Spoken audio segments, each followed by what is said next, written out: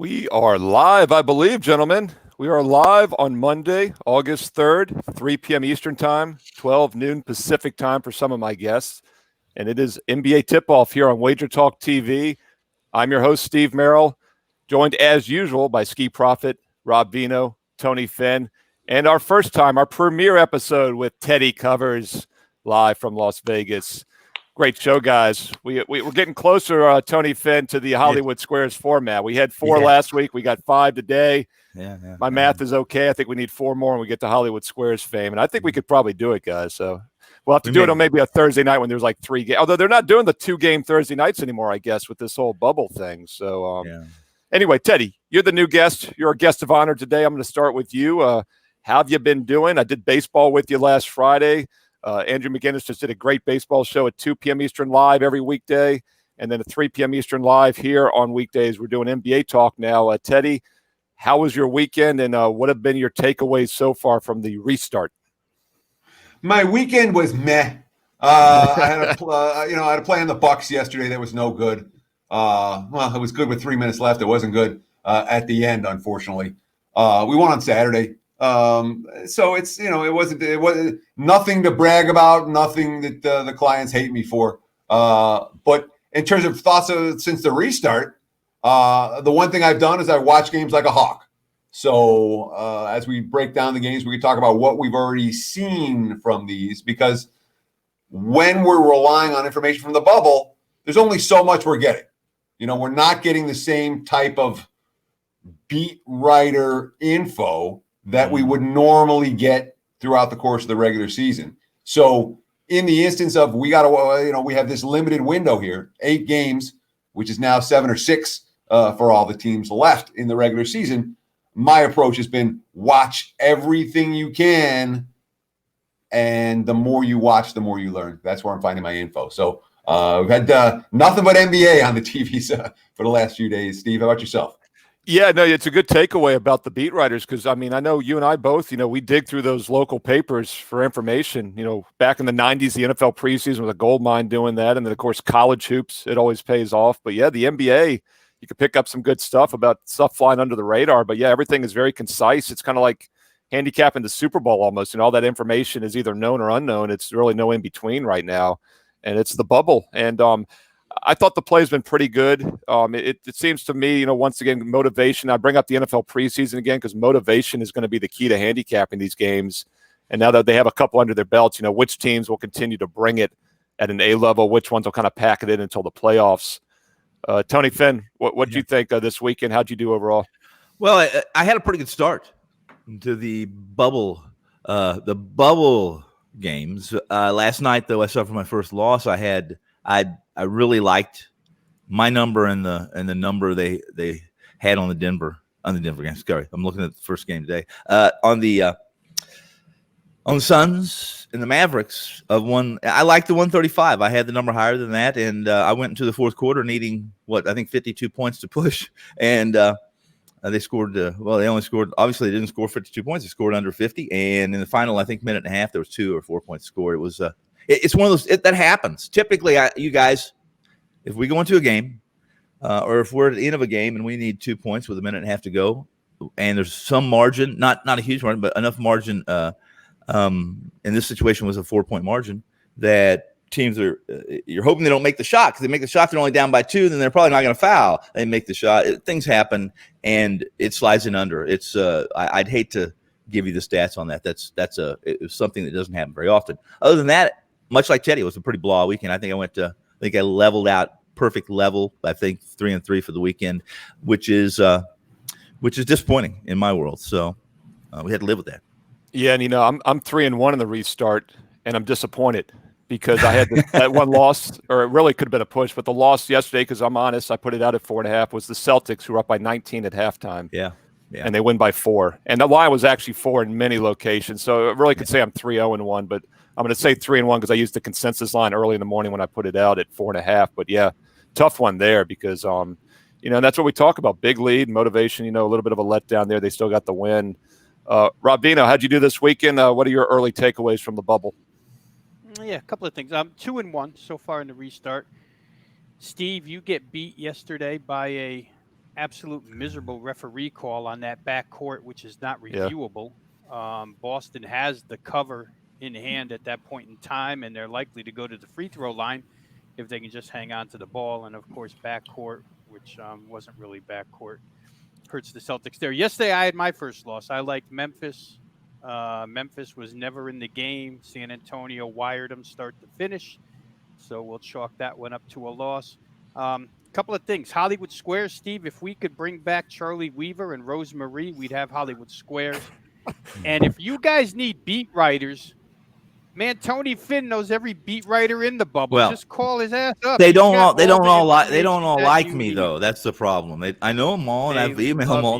But they're not in the bubble, right, Teddy? I mean, these beat writers have to be in the bubble. That's the problem. That is, and I mentioned them in the bubble, and everyone else is out. I mentioned that in the show. I do have one beat writer that I know that's in that bubble, and he gave me some information yesterday. And it was not right. So it happens, and I shouldn't say it wasn't right. It didn't work out. So that said, I love beat writers. At 135, we all would have loved that number. Well, did I say 135? Well, I was talking about NFL. You know, Rob. One thing about the bubble, though, is, I mean, there is limited information. Have you seen anything that surprised you so far in these first 3 days of the season, or first 4 days, I guess, that maybe you weren't expecting?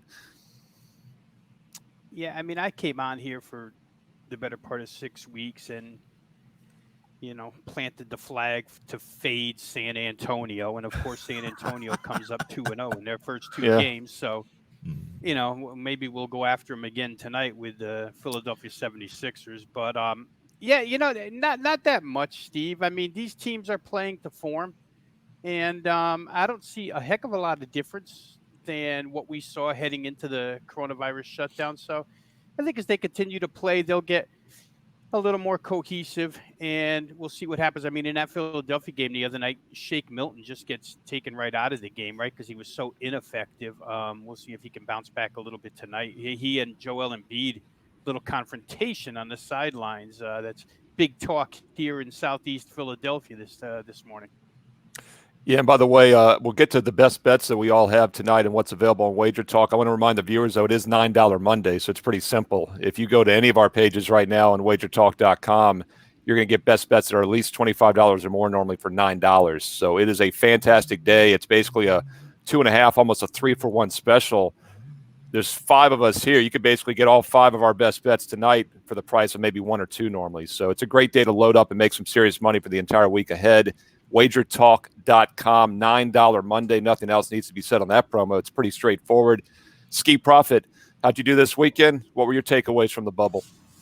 I didn't have too many plays, but I think I won the NBA I had. The biggest surprise, Rob already mentioned, is we wrote the San Antonio Spurs off for dead, and they're showing us up. So that's been a surprise. As far as what I've learned, you learn a little something every day about all of these teams, but what stands out the most? I don't even know what stands out the most. I'm just learning everything as it goes.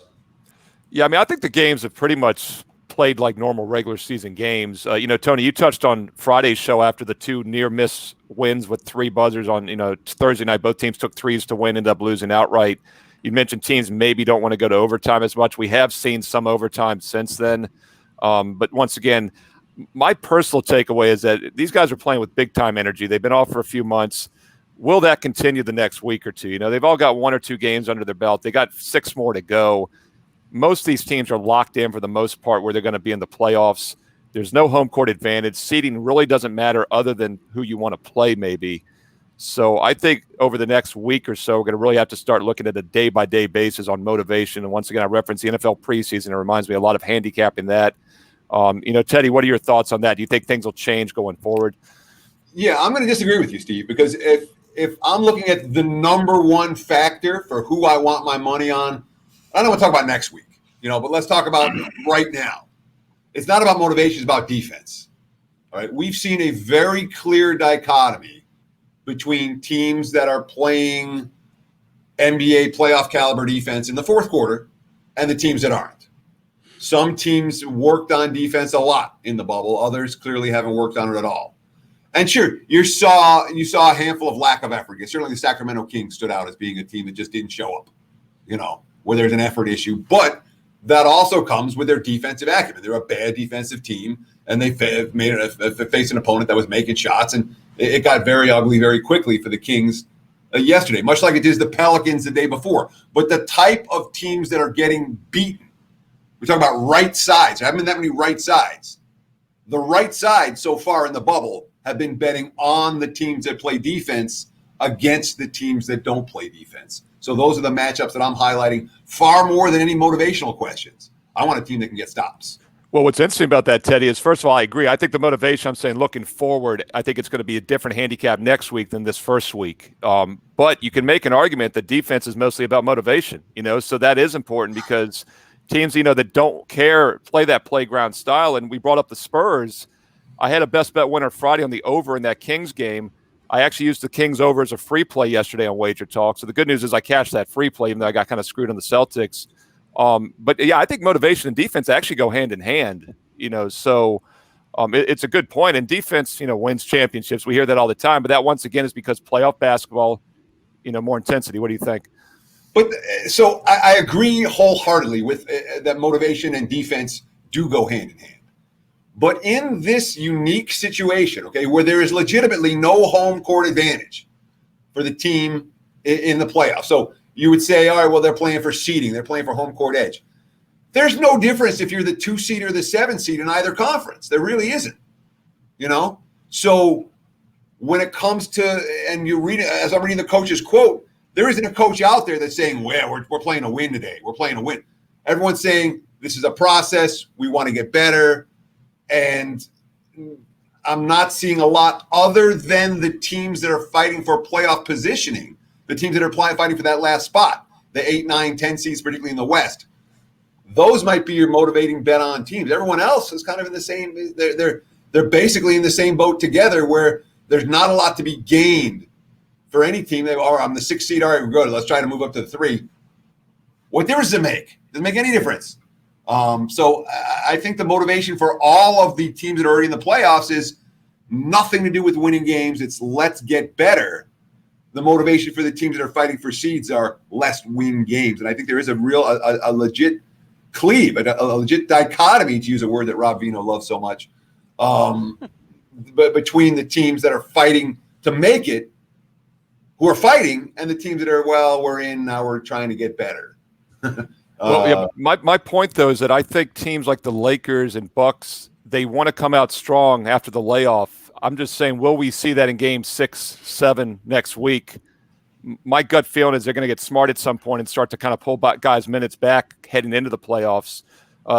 Tony, what do you think? I mean, we talked about it last week. There is some motivation to avoid the Lakers or maybe the Bucks in each conference for as long as you can by not being the 8 seed or the 4 or 5 seed. I have not changed my mind on that. I truly believe that coming into this 8-game preseason schedule for the NBA championship, that the 1 seeds had really nothing. Both 1 seeds had a significant lead. That's not the teams I'm looking who are motivated. I don't believe they're motivated. They may want to get better, as Teddy's suggesting, and they may. If that's the case, then I don't want to be on them. I want to fade them if they're going to be changing their lineups or rotations or such and experimenting in that fashion. But it is the 5, 6, 7, 8, or those seeds that are trying to get their way in. Those are the teams that are fighting for something. Those are the teams I know are going to try. And you guys have hit it on the head. Motivation, defense is, if you see a team playing defense, they're trying. At least they are trying. It takes a hell of a lot more energy to defend in the NBA than it does to score. And if you think a team's not trying, then you better be on the over because they're going to disappoint you defensively. Yeah, and Rob, I'll just quickly, we'll get in some games here for the viewers here in a moment. We mentioned the Spurs. I did say last week on Friday they got that small ball lineup. Maybe they're going to come out with some kick, kind of like when AAA baseball players get called up to the majors in September. Bad teams can often do something. Are you going to handicap this week the same as you did the first week, and then we'll look to make changes? I mean, what are your thoughts the next few nights? Yeah, Rob? I think the next couple of nights would be much the same, Steve, but I'm with you when we get to the tail end of this. Can you guys hear me? Yeah, go ahead. Kinda. No? Yeah, we're good. You're good, Rob. You might be lagging a little bit. Ski, I'll get your thoughts real quick. I thought you couldn't hear me you're there. good, Rob? All right, we got you. I was going to say, The Ski, I'll get you in here. Rob's having some technical difficulties. We told him, by the way, viewers before the show, that he should eat the microphone because it becomes internally him, and then he could just walk around and do shows anywhere. You become basically a 5G hotspot. Tony Finn knows a lot about the 5G hotspot. I'll try that. Yeah, just make sure you put something on it that's tasty, because microphones in general aren't that tasty. Ski Prophet, your Spurs, you said they were a surprise for you.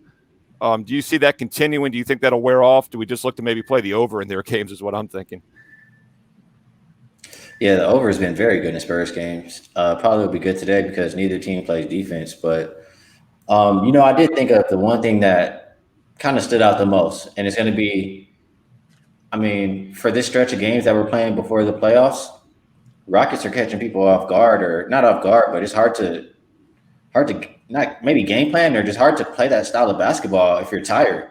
Like, everybody has one day's rest now, so playing that fast tempo every game can tire people out. So that's something I'm watching out for. Yeah, and then, we'll start getting some games with Teddy. Since we didn't have you on Friday, we did touch on the Rockets going into the weekend, and we were saying, it'd be interesting to see if they come out the same as other teams, because they rely heavily on the three-point shot, obviously a little more than other NBA teams. And, will the layoff hurt them? Of course, they had some preseason games to kind of get back into form. Teddy, just, quickly, what are your thoughts on the Rockets going forward, or from what you've seen? The Rockets played like they did yesterday. They're live. They're live in the West. I wouldn't count on them playing the way they did yesterday in every game.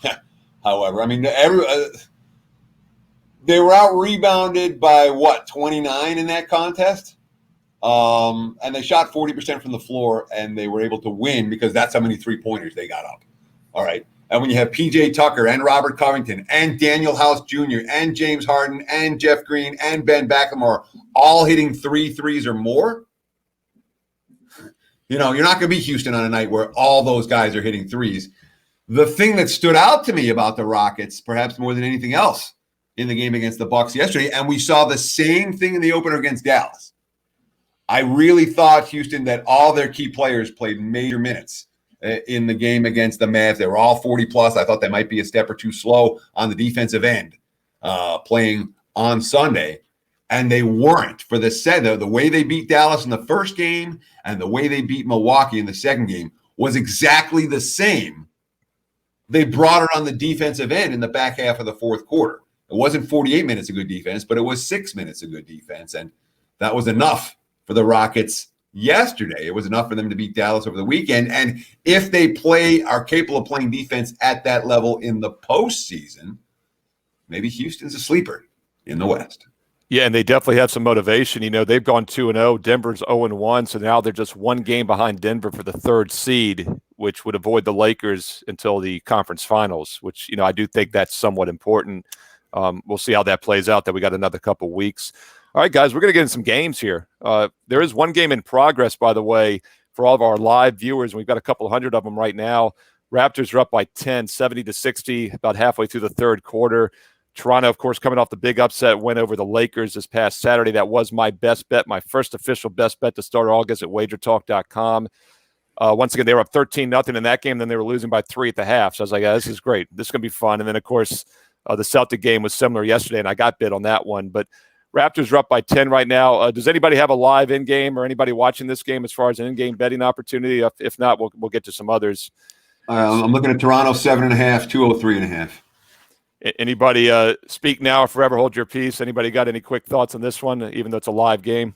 Well, the thoughts I have go back to what Teddy and you were talking about, and that is defense. If you need any more evidence, this Raptors team is second in the league in steals, and they're second in the fewest points allowed in the paint. And it may not be mission critical for you guys, but those are defensive keys when I'm handicapping, and they're really important when it comes to playoff time. I really like the Raptors today, and so far they're coming through for me.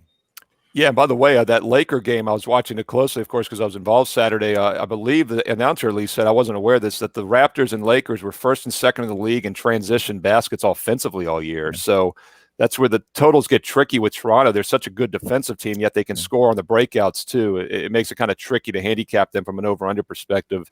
Rob, real quick, anything on this end game that you're looking at? No, I didn't play it full game. I don't have any in games, so I totally skipped that one. It was one of those early starts, Steve, that so far we've seen one over, one under on those early starts. Trying to get a little bit of a gauge on how these teams are going to play these 1:30 games.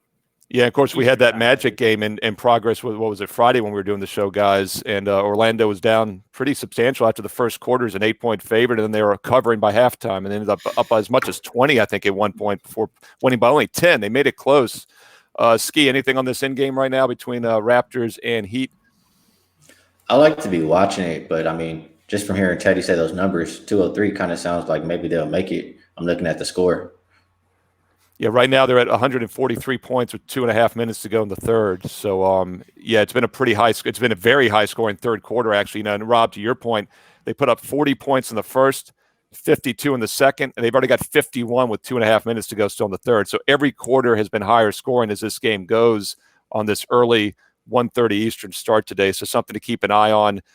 We saw the Nets and Magic explode right out of the gate, though, on Friday in that early start offensively.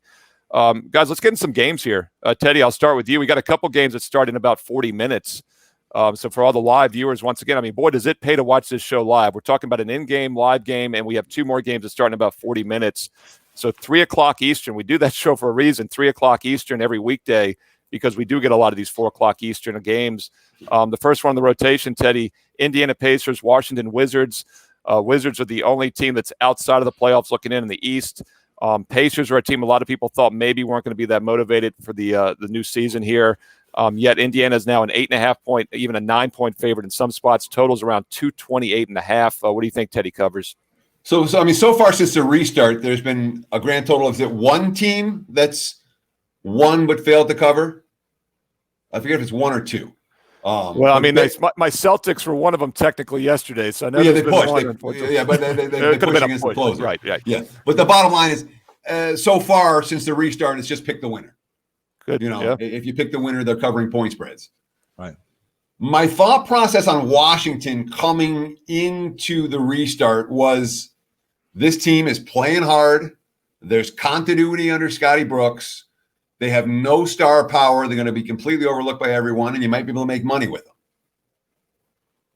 So I took a shot in their opener, and they were pretty hopeless defensively. And I said, all right, there may be some quote-unquote value on the Wizards, but I don't care about the value if it's not enough. And I didn't play him yesterday against Brooklyn. And I watched that game, and for 3 quarters, I'm like, I'm kicking myself. I'm like, you wanted to bet the Wiz. You should have bet the, you know it is. We're all the same way. When you're thinking about it, and you're like, oh, I'm going to ride this team. And I talk myself out of it. And you watch the game, and they're winning. You're like, I'm such an idiot. And then the fourth quarter rolled around, and it was I remembered and understood exactly why I didn't want my money on Washington, which was that they had, I mean, when it came to crunch time scoring, the Wizards, A, have nobody, and B, have nobody to stop on defense. And during crunch time of that game, the Nets were able to take over and win and cover.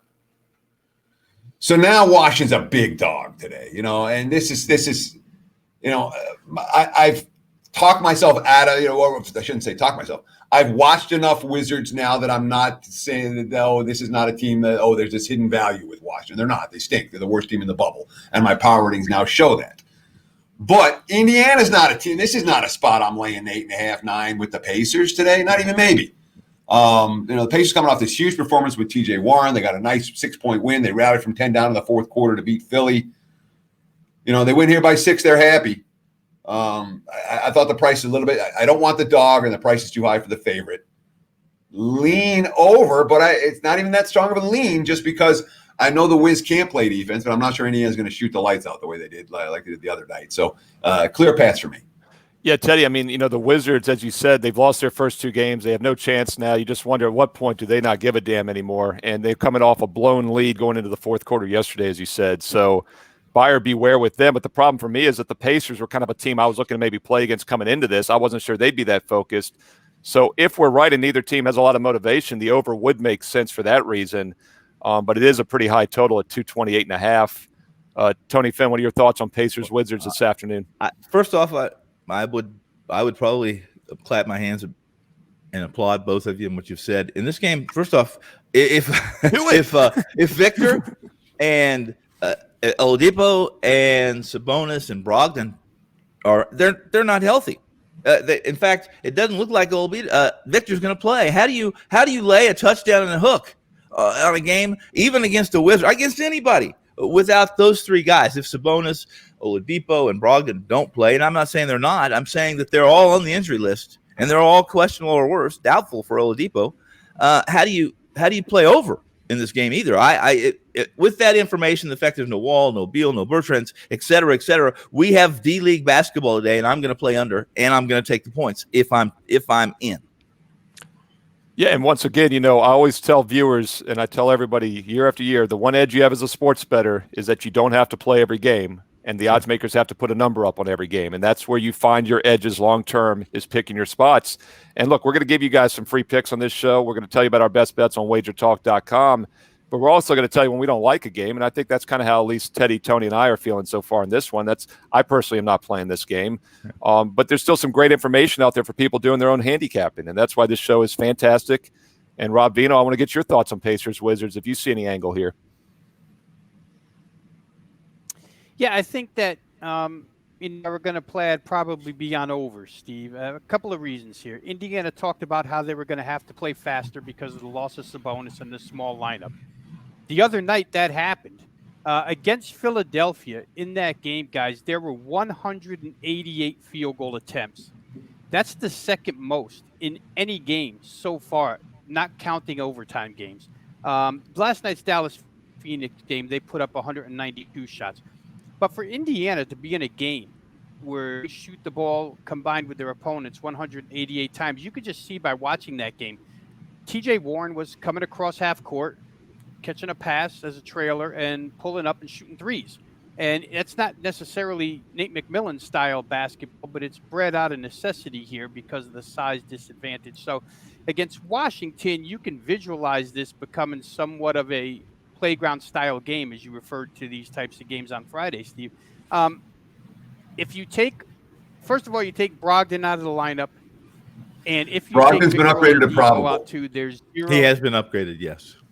Okay, if he plays that, and they might give a little minutes restriction to him, but let him play. Even if he plays without Brogdon, the perimeter defense is not what Indiana's perimeter defense would be. The interior defense is not what it would be with Sabonis. So Washington, a team, I think Teddy pointed out, they got a lot of grit, they got a lot of fight, they just don't have the personnel. And I'll tell you what, their total hit 237 in the first game, and then the other night against the Nets yesterday, they hit 228, and it was a miserable shooting game. I mean, both teams, one team shot 45.5, the other team shot 42.2. They still. So Washington games over, generally you look to play it that way. And I think here with Indiana picking up the pace a little bit and Washington as well, the only thing that would hold me back, guys, is we're in a certain section where back-to-backs are going to start being played. And Indiana has a game against Orlando tomorrow, which is fairly important for Orlando and for Indiana to be on a back-to-back. How much will Oladipo play today? Maybe if you're passing today, you want to take a look at the box score and see if he'll play at all tomorrow. Maybe they'll rest him on back-to-backs. A lot to be seen here now that we're hitting some of this back-to-back situation. But if I had to play, I'd play this one over the 227.5, 228.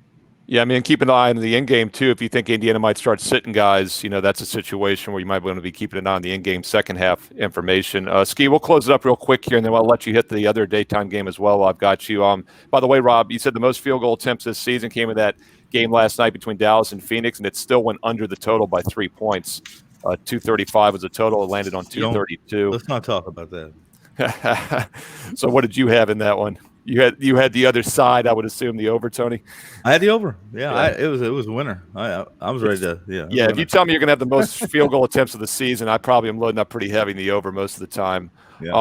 Ski, give me your closing thoughts on this. Let's just clarify of the restart, guys. Yeah. Yeah, I knew he was talking. Yeah, about exactly. Yeah, the restart. Yeah, but still, it still stayed under, which is remarkable. Ski, 2 daytime games here. They both start in about a half hour, so we won't spend too much time on these. Closing thoughts on Pacers, Wizards, if you have anything, and also let me know what you're looking at with the Nuggets and Thunder. I'll be the one who disagrees or will make a decision on the spread. Why you don't play Washington? Simple, because they don't have Bill. They don't have anybody to take over, like Teddy said, I think. Without Bill, they're a dog, and the line is less than or equal to 8. They're 0-4 against the spread, losing by an average of close to 12 points per game. And looking at the Indiana side, yeah, they're missing Sabonis. They're missing Oladipo. They missed Oladipo for majority of the year. They still can get it done without Sabonis, especially with Brogdon in the lineup available to play. And I look at the Pacers. I look at them when they have rest, when they're favorite, and the line is less than 9. They're facing lesser competition like this Washington team right here. They're 9-1 against the spread. So I'll be playing Indiana or nothing. And on the next game, what was it? Denver. Yeah, we got Thunder right now about a 5.5, 6 point favorite over the Nuggets. 219 is the total there. I did just see that Schroeder left the bubble just like recently, like maybe an hour ago or 30 minutes ago or something. Oh, wow. I think the line maybe dropped a little bit. Jamal Murray also ruled out for the Nuggets now.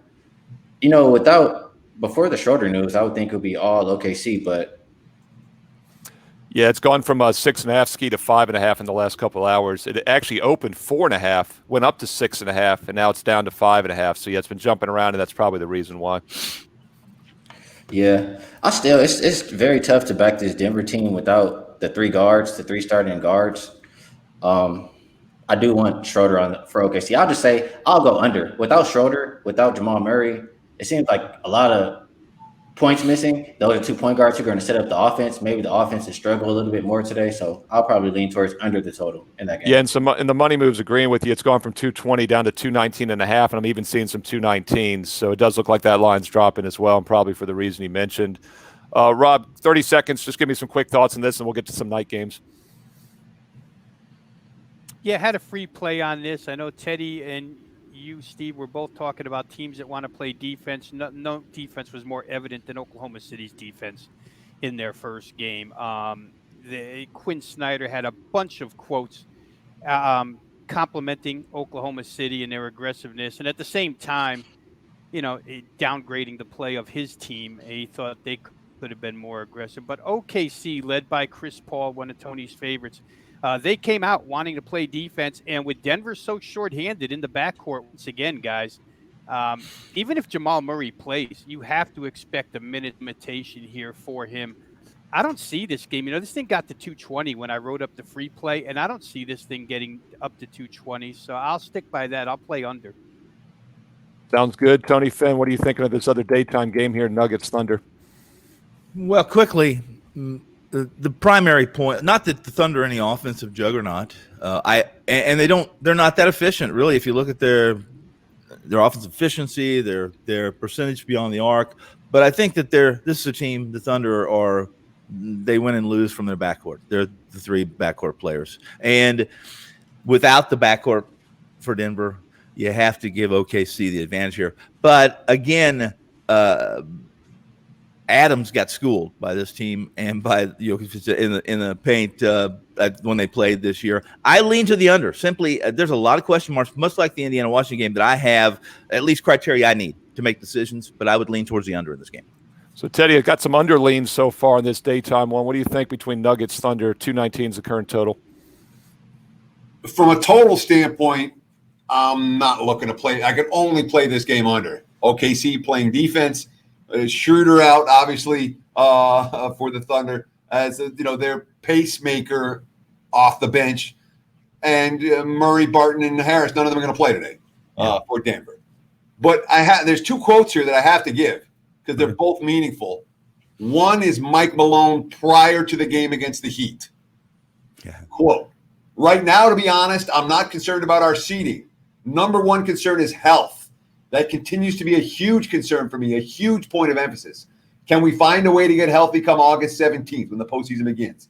I have no idea who will be available at Saturday at 1 o'clock against Miami because it seems like every day there's a change in the availability of certain players." That's a coach who's telling you he doesn't care about wins and losses. We cashed an easy ticket betting against Denver the other day. Here's the quote after the game against Miami. Quote: "If you turn the ball over and walk down the floor because you're feeling sorry for yourself, that does not sit well with me. I like guys who play hard. I'm attracted to guys who go out there, no matter what's going on, find a way to give effort. We need to find those guys. He basically lit a fire under his team's ass after that loss. And even with the personnel concerns for Denver today, they are absolutely the more motivated team in this one. I understand why the money's come towards the Nuggets. Yeah, I mean, Tony, it sounded a lot like NFL preseason to me, like we said earlier, the way you handicap it. You know, you look at those teams off a loss that all of a sudden care more. And for teams like Denver, that's the 3rd seed right now, this is kind of the preseason getting ready for the playoffs. Teddy makes great sense. That makes great sense. Even if he contradicts himself on both, in some degree, in both statements, but he's right. He's right. Yeah, I mean, I think it's a great insight. And you got some quotes. They might not, beat writers might be at a premium right now, but that shows the value of getting that kind of information. You want to see the mindset of these coaches. Guys, we got about 10 minutes left. We got 3 night games. I want to get to them because we're going to have some viewers join us later on the archive version of this show. Remember, 3 p.m. Eastern live, Monday through Friday, NBA tip-off here on WagerTalk TV. We get to the 2 daytime games here because we have a lot of live viewers. But, of course, you can also watch the replay of it on YouTube, a lot of other channels as well. WagerTalk TV, 3 p.m. Eastern live every weekday, NBA tip-off. Guys, let's keep it like at 30 seconds so we can get through all 3 games, get everybody in. Teddy, I'll start with you with the first game, 6:30 Eastern. Pelicans, Grizzlies, New Orleans about a 4.5, 5-point favorite. Memphis, total 236.5. What's your thoughts? So 2 teams that are both in desperation mode here.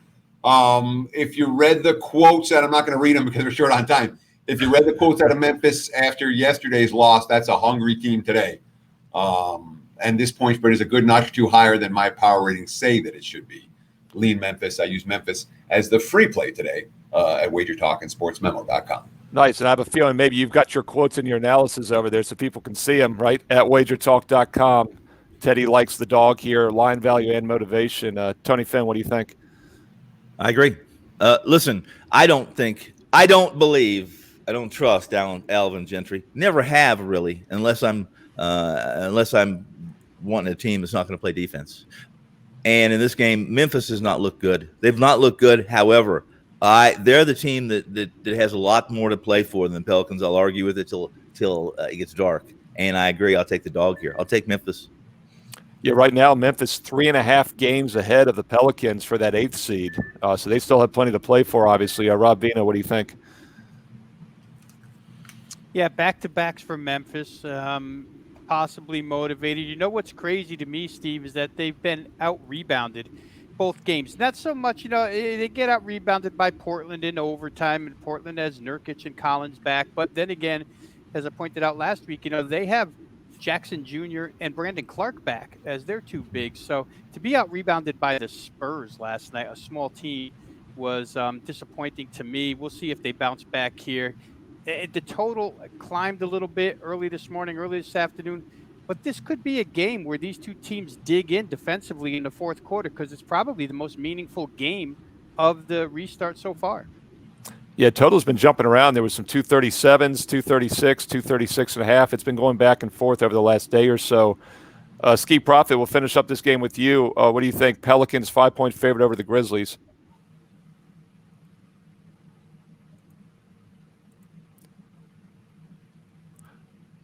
Sorry, I had a little connection. No, you're good now. Yeah, you're good. You're good now. Roll with it. Okay. I disagree. I don't like Memphis. They're tired. They don't shoot well. Pelicans are really good defending the perimeter. Pelicans, they have everything to play for, just like Memphis. And Pelicans have had a little bit more rest. They have a little bit more experience. And I like the Pelicans to come out here and smash easily. So we got our first head-to-head wager here on NBA Tip-Off this year. Teddy's got the dog. Ski's got the favorite.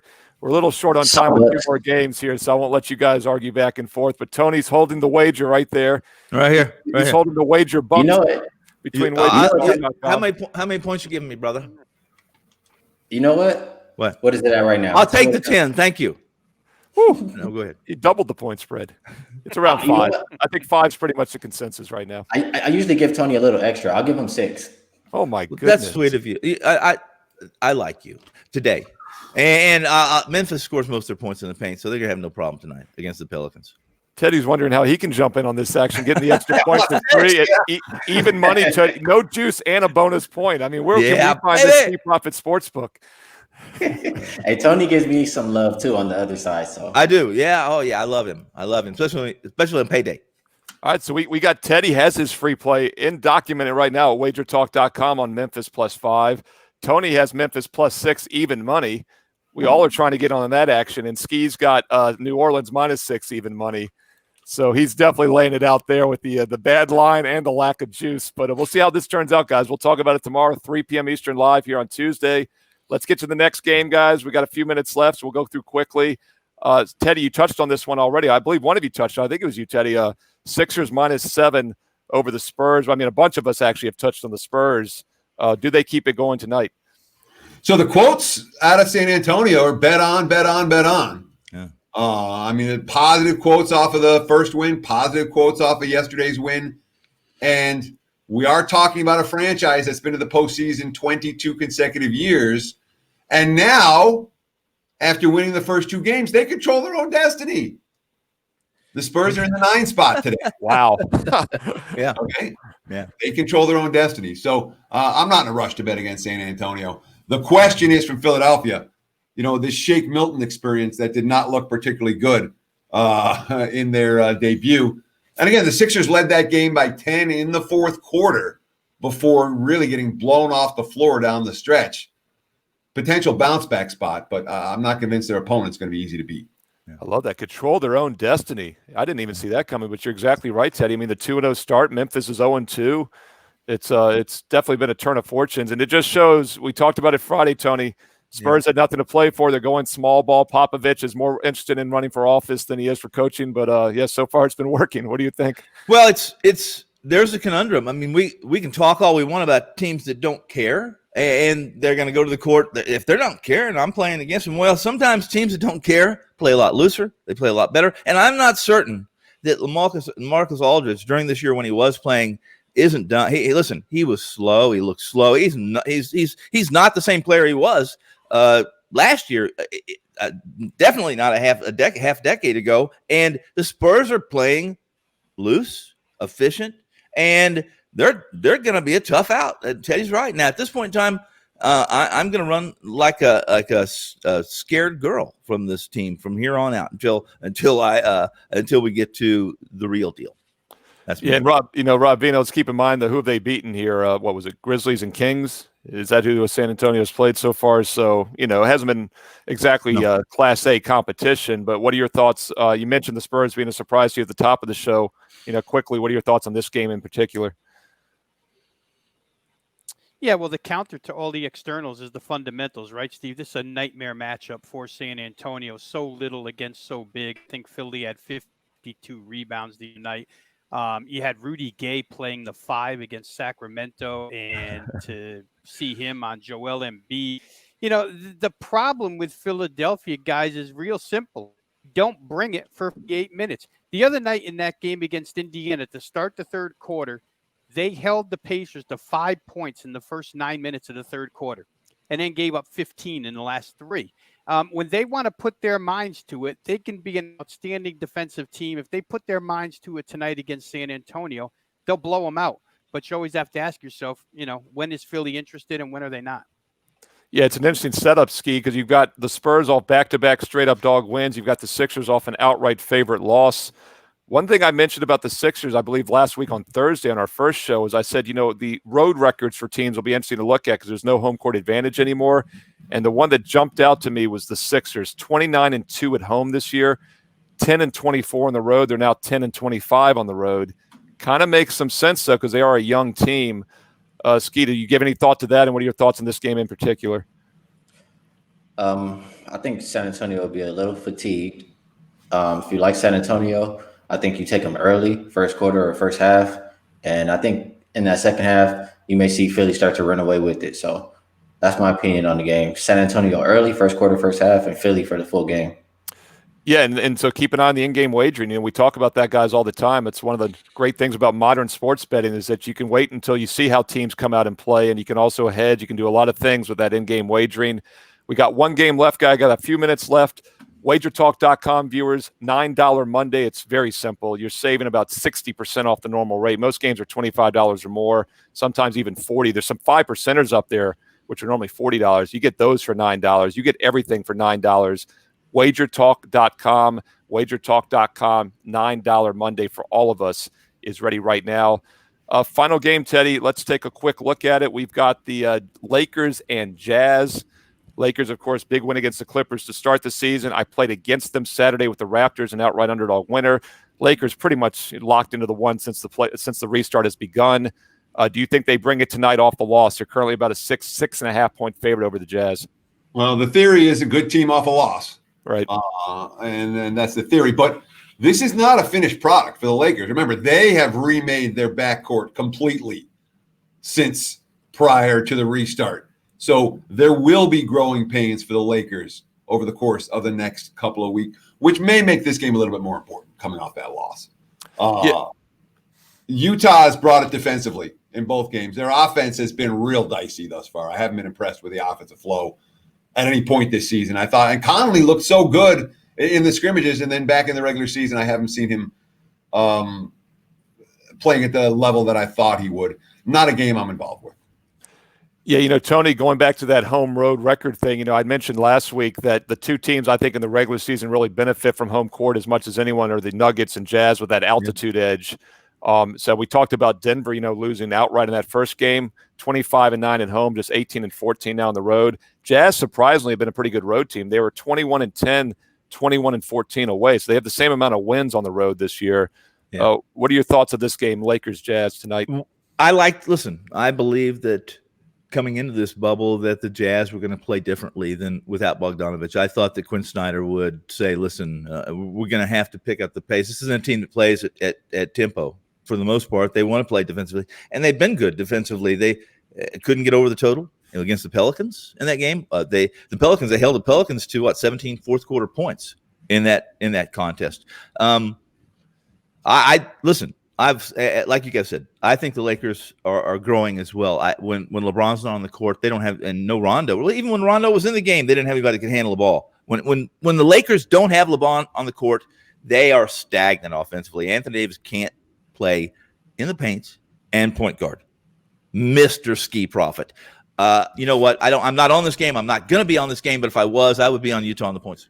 Yeah, and Rob, we're going to get to Ski last because he is our Laker guy. He has them winning the championship, so we're going to close it out with Ski. But before that, Rob, what do you think? Lakers -6, 217 over the Jazz. Yeah, I think there's value in the over here, Steve. I really do. The Lakers have played, for lack of a better term, shitty offense the first two games. But that comes with a little bit of a caveat because they played two of the best defensive teams, two of the three best defensive teams in the NBA right off the bat, right? You play Toronto, you play the Clippers. And if the strength of your team is James and Davis, the matchups at the four were tough on them. They're not tough tonight. Those two guys are going to have Joe Ingles and Royce O'Neal. And maybe Utah played good defense in their first game, but they allowed 53% shooting to Oklahoma City, who Tony already laid out how offensively inefficient that team is. They shot 53% from the floor. How about Caldwell Pope and Danny Green, your starting backcourt, being 6 of 28 after the first two games? Something's got to give here. Teddy said theory is good team off a loss. I'll say good team that plays lousy offense for two games is due to score points here.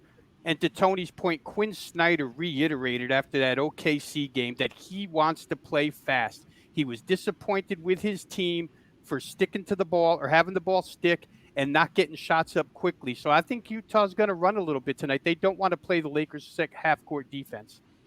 Yeah, I mean, the one thing, Rob, I love more than a focused Class A team, like Teddy said, off a loss, is when I can find out a team wants to play up-tempo, or wants to change and play more up-tempo, because not only do you get a higher scoring game, but the odds makers sometimes are lagging on that information. And this line really hasn't bounced around much today. There was some 219s earlier a couple days ago, 216s open, 217s today. So we'll see if that happens or not. It's good information, something to keep an eye on. Ski, we'll finish up the handicapping with you. The Lakers are your team. Tony Finn's already bought a new hat with that $10 bill or $20 bill. He was wearing it as a toupee, taunting you as we do this live, 3 p.m. Eastern every weekday. What do you think, Ski? What are your thoughts on really quickly? Are we going to double up the wager? The $20. It's not the $20 that matters. Oh, no, of course not. No, it's the fact that I get to rub it the F in on ski for years. So. Yeah, but it looks better when you pull out a Hyundai than a 20, dude. It may look better, but I don't look very good anyway, and I can't fool anybody. Well, and Teddy, of course, we're going to keep doubling up every show. So, I mean, we'll easily get to the C note by the end of this week, probably, because we got 4 more shows this week. 20. That's 100 by Friday, my guys. So we'll see where this leads. We start small, and it usually snowballs out of control very quickly. Ski, what do you think about your Lakers tonight, -6? You know what? I'm just going to go right after what Rob said, and that makes me uncomfortable. I respect what Rob says on totals a lot, and I don't see it. Without Bogdanovich, that's a good batch of points from the Jazz. He's their second leading scorer. Royce O'Neal has an injury. He's another shooter for them that they'll be missing. Or he's going to play, but we don't know how effective he'll be. The Jazz are going to struggle to score in this game. Regardless if they play fast, if they play slow, they're going to struggle to score. And I do agree, though, with him on the Lakers should score more points because they've been so bad. I will say don't put any faith in Danny Green. He hasn't done a thing all year for us, or every time I watch him, he's not doing anything. So KCP, he could do some damage, but I like this one to stay under. I mean, Jazz been playing towards the under. Lakers last 5 went under. I like less points. I don't see the Jazz scoring 100. I don't see them getting probably close to 100. Lakers, I mean, with that said, I like the Lakers tonight. So, and I like them early. We've seen the Jazz come out a few games slow to start. And the Lakers, after that beatdown, if they're going to bring it in any quarter, I think they bring it to start the game. So I would take the Lakers early, first quarter, first half, but I also think that they'll cover the game. And Tony, let me know what number I'm getting on that. Yeah, right now it's 6. So, Tony, are you going to give him -5 to give him the extra point juice free? Is it anybody want to take? I will give him any. Listen, here I got juice. I'll put the juice to $2 to the 20. Makes it 22. I thought we were going to get to 100 by the end of the show, but we're going up in dollars now. We're at 20. We're at 22 thing here, and we're at 22. I still haven't gotten paid. Never mind. Whatever you want, Ski. What do you want? You want it straight? I'll give you. I'll tell you what I'll do.